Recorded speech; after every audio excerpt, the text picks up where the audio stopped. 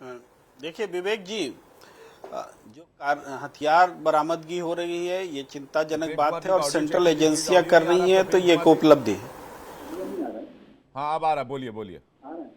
विवेक जी देखिए, हथियारों का पाया जाना चिंताजनक बात है। सेंट्रल एजेंसियां ऐसा कर रही हैं तो इसको उपलब्धि के रूप कर रही हैं तो इसको उपलब्धि के रूप में देखा जाना चाहिए। सवाल उठा रही, वो कोई पब्लिक मीटिंग में सवाल नहीं उठा रही, वो सवाल को कोर्ट में ही लेके जाएगी जी। तो कोर्ट में राज्य सरकार अपना उसको तक सुभाए तो हम उसको कैसे रोक सकते। एक चीज है। ठीक है प्रेम कुमार जी, आपकी ऑडियो थोड़ी क्लियर नहीं आ रही। मैं पीसीआर को कहता हूं वो आपके ऑडियो को चेक करेंगे और मैं तुरंत आपके पास वापस आऊंगा, लेकिन मेहरुद्दीन रंगरेज जी के पास जा रहा हूं। अब सवाल इस बात का लेकर है ना मेहरुद्दीन जी की आखिर किसी पर तो ट्रस्ट करेंगे इस देश में, अदालत पर, संविधान पर, कोर्ट पर, चुनाव आयोग पर, एनएसजी पर, सीबीआई पर, बीएसएफ पर, कहां जाकर ये खत्म होगा इस सिलसिला शुरू किया गया है? देखिए विवेक जी, मैं एक बात कहना चाहूँगा।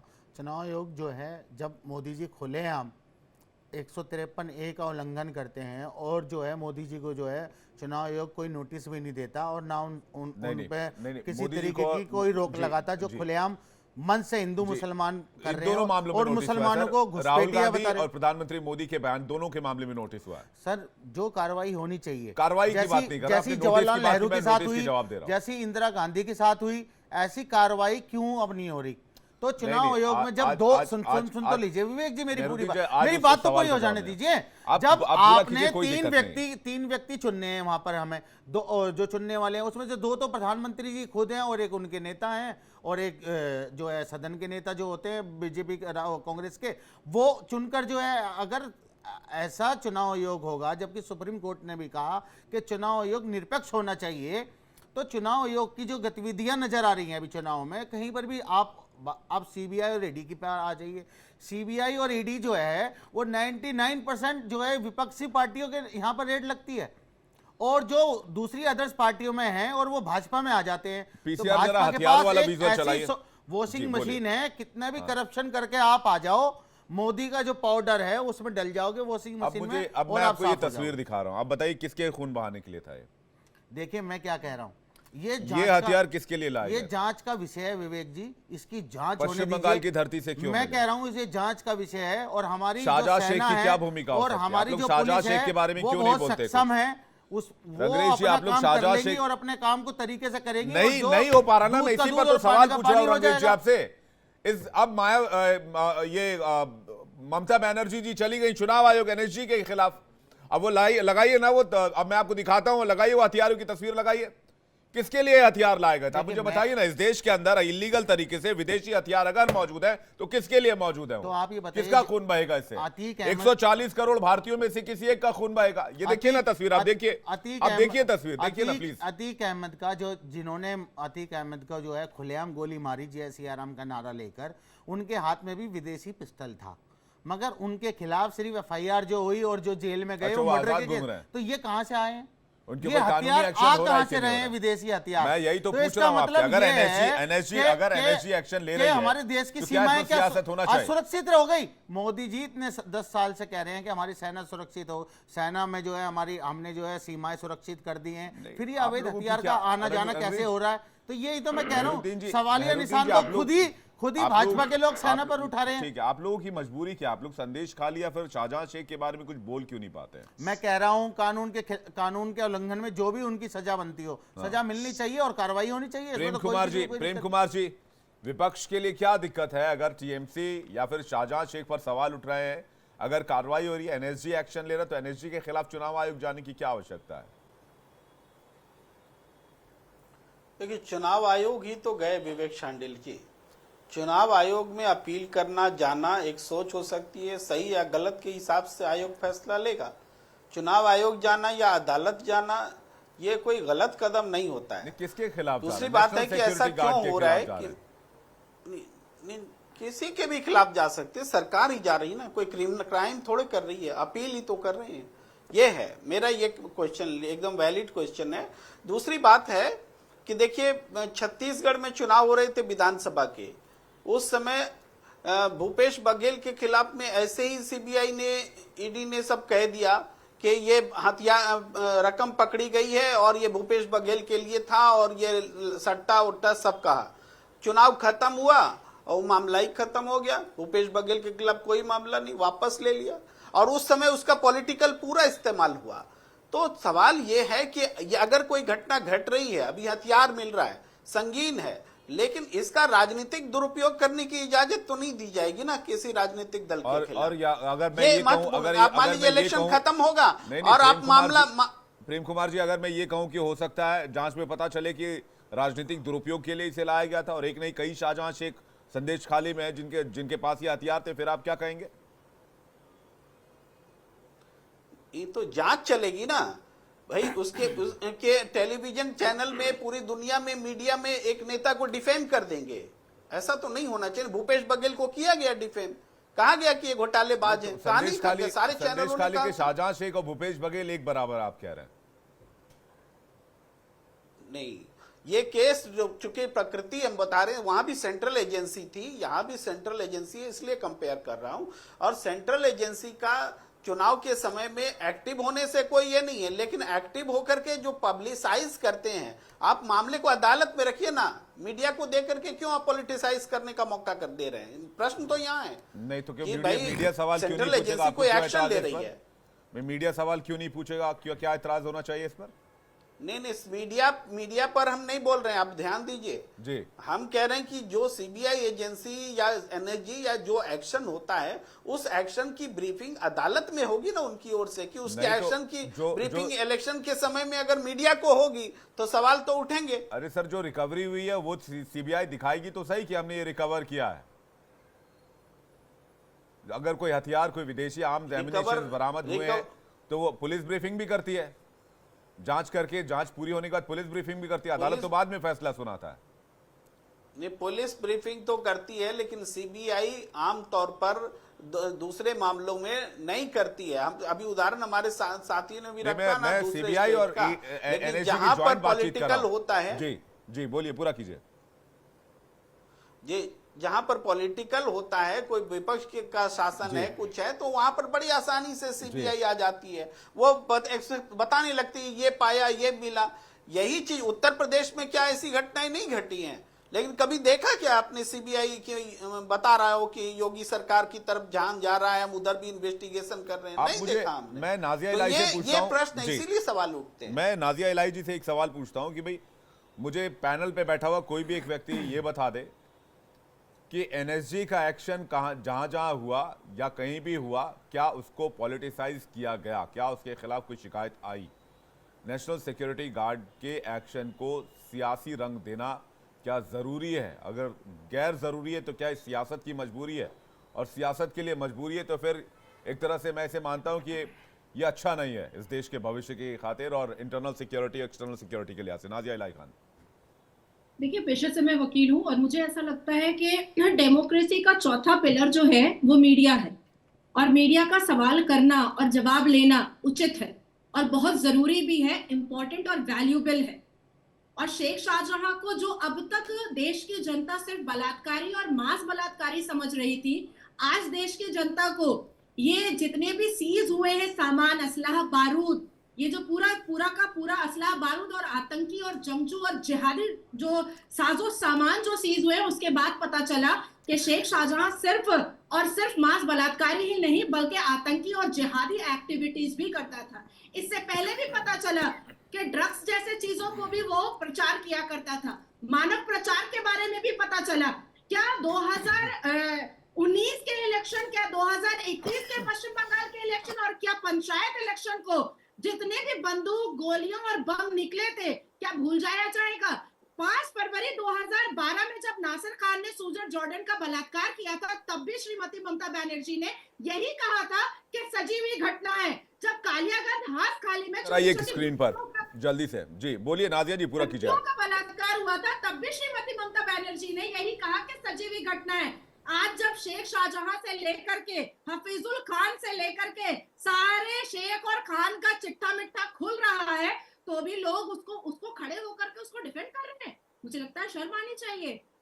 जो चोर है, जो देश का बुरा चाह रहा है, जो किसी देश के अंदर किसी राज्य का बुरा कर रहा है, उसको तो बिहाइंड द बार होना चाहिए। मैं तो इसी को लेकर आश्चर्य में हूं, मैं तो इसी को लेकर नाजिया जी आश्चर्य में हूं। मेरे दर्शक भी मेरी इस बात से मुझे सहमति देंगे, नीरज जी भी सुन रहे हैं, नीरज जी नाजिया जी को एक स्क्रीन पर लिखा है। मैं तो इसी बात को लेकर आश्चर्य में हूं कि शाहजहां शेख के लिए एक कोकून, एक शेल तैयार किया गया, ऐसा लगता है।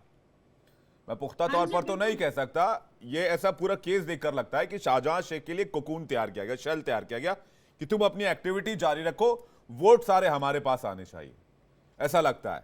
लेकिन जब एनएसजी एक्शन लेती है, नेशनल सिक्योरिटी गार्ड एक्शन लेती है, तो उसकी शिकायत फौरन चुनाव आयोग में हो जाती है। लेकिन इतने दिन से 10, 15, 20 साल से कोई एक आदमी, कोई एक शख्स टीएमसी में ऐसा नहीं था जो शाहजहां शेख की शिकायत कर सके कि भाई संदेश खाली में महिलाओं का उत्पीड़न हो रहा। बताइए किस तरह की राजनीति है। देश के जवानों पर जो आपकी सुरक्षा के लिए सीने पर गोली खाने के लिए तैयार है, आप उसकी शिकायत कर सकते हैं, लेकिन आप उस शाहजहां शेख की शिकायत नहीं कर सकते हैं जो वहां की महिलाओं पर उत्पीड़न करता है, वहां की महिलाओं का शोषण करता है। उसके खिलाफ आपकी जुबान से एक शब्द तक नहीं फूटते हैं।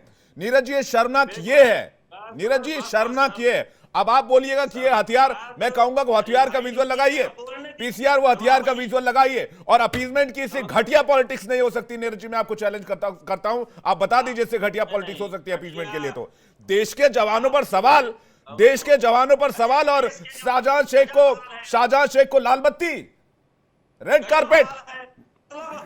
देश के जवानों पर सिर्फ सवाल नहीं, देश के जवानों पर एफआईआर, बलात्कार का एफआईआर देश के जवानों पर, सीबीआई ऑफिसर को लॉकअप करवाती है ममता बनर्जी, एनआईए को मर्डर करवाने की कोशिश करती है ममता बनर्जी, एनआईए की टीम सब वेरिफिकेशन के लिए आती है तो बलात्कार का इल्जाम लगाता है। देश का जवान जो बॉर्डर पर गोली खाता है हमारी सुरक्षा के लिए, उन जवानों पर बलात्कार का इल्जाम लगाता है। पार्टी में जितने भी मुसलमान चाटुकार का नेता है, उन्होंने यहाँ पर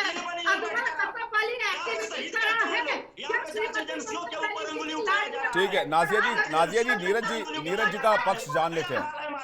नीरज जी एक second, Neeraj ji calm down, Neeraj ji calm down. आपका पक्ष बताइए ना, आपका पक्ष बताइए ना, आप नीरज जी आपका पक्ष बताइए ना, नीरज जी आपका पक्ष बताइए ना।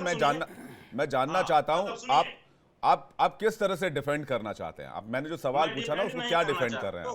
वो दर्शक भी आपको बड़े धैर्य, मेरे पास 4-5 मैसेजेस आ चुके हैं, वो दर्शक बड़े धैर्य से आपको सुनना चाह रहे हैं कि आप इसको डिफेंड कैसे कीजिएगा, बताइए जरा। सवाल मेरा याद रखिएगा, शाहजहां शेख के लिए रेड कारपेट और एनएसजी के लिए सवाल बोलने देंगे तब ना।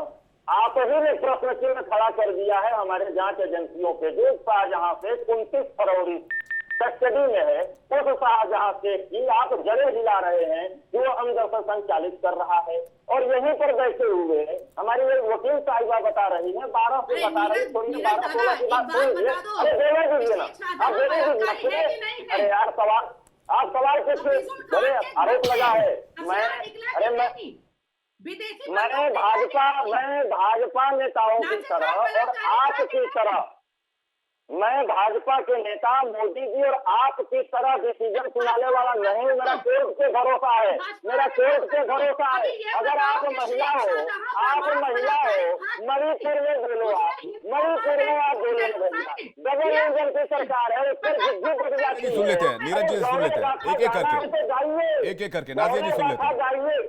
देखिए, गौरव गाथा गाइए, मुझे कोई आपत्ति नहीं है। शाहजहां शेख के डिसीजन कोर्ट का सुनाने का है। मैं मोदी जी नहीं है, वकील साहब नहीं बैठा हूँ, मैं विवेक भाई होगी पहले मैं डिसीजन सुना दूं कि क्या है ये, तुमने अपराध किया है। अगर वहाँ पे हथियार मिला है, अरे भाई थोड़ा चुप कराइए इनको, अगर हथियार मिला है, हथियार मिला है, आपके घर में भी बहू बेटी होगी, हमारे घर में, आप भी हिंदू हैं, यही शेख शाहजहां आपके घर में घुस जाता तब क्या होता? अरे आपकी तरफ शरण है, अरे आपके घर में घुस जाता है, मेरे घर में महिला है, तभी मैं मणिपुर में बोलता रहा, मैं तभी मणिपुर में बोलता रहा। मेरे घर में महिला है, मेरे घर में महिला है, तभी मणिपुर में बोलता रहा।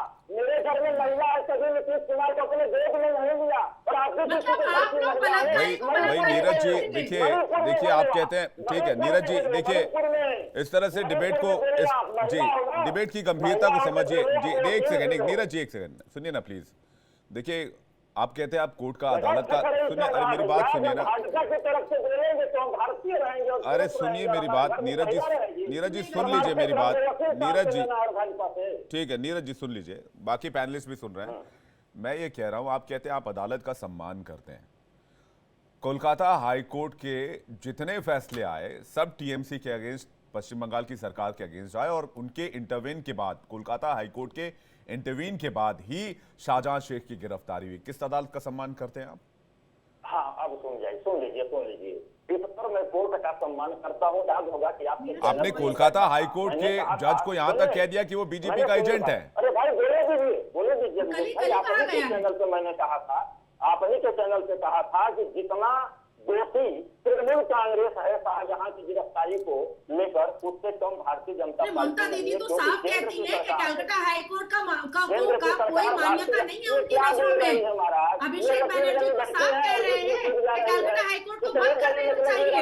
ये तो अभिषेक बनर्जी का स्टेटमेंट है। अब बताइए ना, ये अब ये इतने बड़ी वकील बन गए, लेकिन उनके सामने कोई लड़का बैठा हुआ है और आपको ही नहीं घर में कोई बैठा है और संविधान का जानकारी और ना की जानकारी लेकर कोई बैठा हुआ है। गजब हाल है यहाँ पर। झोड़ा बस्ता भारी अब बीच में कूद के करने लग रहे हैं। ठीक है नीरज जी, आपकी आवाज थोड़ी क्लियर नहीं आ रही है। मैं एक बार पीसीआर से चेक करवा रहा हूं। मैं जा रहा हूं प्रेम कुमार जी, लेकिन उससे पहले मेहरुद्दीन रंगरेज जी के पास जा रहा हूं। मेहरुद्दीन रंगरेज जी, जो अपीजमेंट की बात मैंने की, देखिए अब यही ममता बनर्जी हैं जिन्होंने पश्चिम बंगाल के इंटरनल सिक्योरिटी को लेकर संसद के अंदर आवाज उठाने की कोशिश की, तो उन्होंने कहा था कि उनकी आवाज नहीं सुनी जाती है, और उनकी आंख से आंसू छलक आए थे, वो रो पड़ी थी। बताइए, ये संसद के अंदर की बात है, ये आपको भी याद होगा, मुझे भी याद होगा।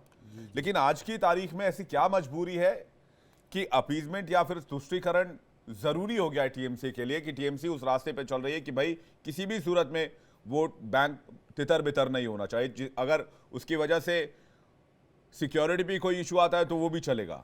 क्या ऐसा है? देखिए विवेक जी, मैं एक बात कहना चाहूँगा, जितनी भी पॉलिटिकल पार्टियां हैं वो मुसलमानों को वोट बैंक लेने के लिए उनको इस्तेमाल करती है, और जब उनका इस्तेमाल हो जाता है तो जैसे वो शेख साहब हैं, उनको कैसे, जब वहाँ पे सरकार जिसकी होती है और पूर्ण राज्य जहाँ होता है, वहाँ पे जो वहाँ का सीएम होता है उसके पास सारे अधिकार होते हैं, तो वो कैसे जेल चला गया, और जेल चला गया तो उसकी सुर्खियाँ इतनी सारी क्यों बन रही है? अगर वो इस तरीके का है तो आप अपना जो है पार्टी से बाहर निकाल के उनको अलग कर दीजिए, आप पर जो है बात ही नहीं होगी। मगर सारी पॉलिटिकल पार्टियां मुसलमानों को टारगेट करने का काम कर रही है। क्या पूरे मुल्क में सिर्फ हथियार जो थे उस शेख साहब के पास ही थे? क्या होरों के पास हथियार नहीं है? तो उन पर कार्रवाई नहीं होकर मगर ऐसे लोगों पर कार्रवाई होती है, और ऐसे समय पर होती है जब चुनाव का समय होता है, और वो समय टारगेट करके मुसलमान को खास तौर से ये दिखाया जाता है कि ये विलन है और ये हीरो है। नहीं देखिए, ये जो परसेप्शन जो बनाया हुआ है समाज में, मेहरुद्दीन जी, मैं उस पर ऐसा कुछ नहीं, मुसलमानों को टारगेट जानबूझकर किया जा रहा हो।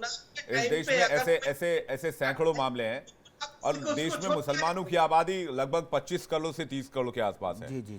तो ऐसा तो कोई नंबर्स नहीं है कि सारे मुसलमान एक ही लिस्ट में आ गए। अब मैं आपको एक बात बता देता हूं, हमारे साथ आप भी हैं, आप हमारे साथ बैठे हुए हैं, हमारे साथ डिबेट कर रहे हैं, हमारे साथ आप हमारे अच्छे मित्र की तरह हैं। विवेक जी, मैं एक बात कहना चाहूंगा, भाजपा बड़ी दावे करती है कि हम विश्व की सबसे बड़ी पार्टी है। हाँ। आप ये देखिए, और वो पसमंदा की भी बात करते हैं, वो सबका साथ, सबका विकास, सबका विश्वास की भी बात करते हैं, मगर मोदी की कैबिनेट में आज तक देश के इतिहास में, जब से देश आजाद हुआ और आज तक, कोई भी ऐसा मंत्रिमंडल नहीं रहा जिसमें जो है मुसलमान ना रहा हो। देखिए, वो रिप्रेजेंटेशन की बात, उस पर एक अलग डिबेट हो सकती है। आप हमारी वोट तो लेना चाहते हैं, किसी लाइन पे नहीं, आप हमारी वोट तो लेते हैं, मगर हमें भागीदारी नहीं देते। नहीं, रिप्रेजेंटेशन की डिबेट हो सकती है, मैं इसे इनकार नहीं कर रहा हूं। भागीदारी का आप हमें भागीदारी भी तो बनाइए, हमें मूल धारा से तो जोड़िए भाई। वो एक अलग डिबेट हो सकती है, मैं इसे इनकार नहीं कर रहा हूं, लेकिन शाहजहां शेख को डिफेंड भी तो नहीं किया जा सकता ना, मैं तो यही कह रहा हूं। मैं उसे कोई डिफेंड नहीं कर रहा, ना ही हमारी पार्टी का वो आदमी है। मैंने अपनी पार्टी की बात करी है, और हमारी पार्टी उसका इस्तेमाल कर रहे हैं, हमारी पार्टी आने वाले समय में, टीएमसी हो चाहे कोई दूसरी पार्टी, बिल्कुल मैं सौरभ सिंह मुसलमानों का सिर्फ इस्तेमाल किया जाता है। सौरभ जी, क्या मुसलमानों को टारगेट करके उसका इस्तेमाल किया गया, चाहे वो टीएमसी हो चाहे कोई भी पार्टी हो? उसमें मेहरुद्दीन जी बीजेपी का भी नाम ले रहे हैं कि हर पार्टी ने अपने हिसाब से मुसलमानों का इस्तेमाल किया है।